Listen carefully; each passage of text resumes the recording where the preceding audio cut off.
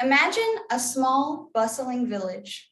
There is a repetitive banging sound echoing throughout, but you know that it is just Tapa women beating mulberry tree bark into cloth. Tapa cloth has existed for centuries, dating all the way back to 6th century BC. Because it has existed for so long, it has undergone many major changes. These changes are relevant to how it is produced, as well as the role it plays in Tongan society.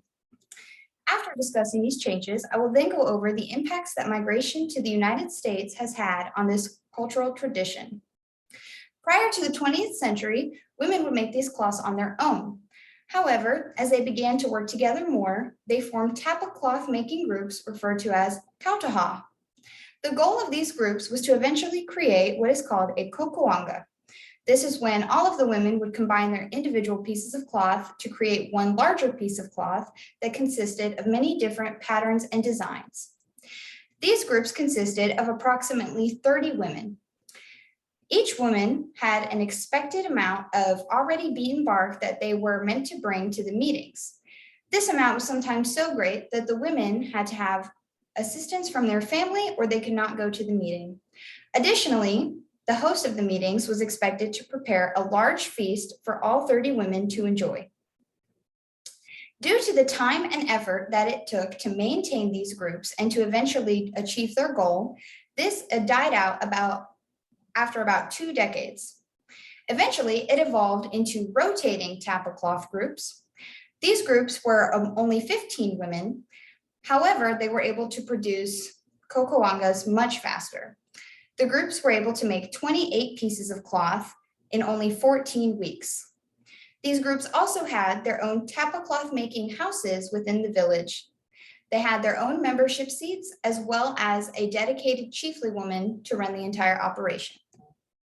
As stated previously, tapa cloth is not just something that Tongans made for fun. It played a very important role in their society. In the 1930s, it was used as decor in Tongan homes to be admired by visitors. This is because there was an underlying symbol of status and wealth associated with the cloth. However, as the use of the cloth changed over time, that symbolism faded away. Women began to give the cloth away to family members or friends as gifts. What they did not give as gifts, they would either sell to pay for other expenses, such as school or groceries, or they would use it in important life events such as birthdays, weddings, and funerals. Additionally, there was what was called inasai ceremonies. This is when the Tongan king and other government officials would go to the different Tongan villages. Upon arrival, they would be showered in food and goods, including the tapa cloth. They also used tapa cloth in Tongan dances and church celebrations. Tapa cloth underwent another change as Tongans migrated to the United States.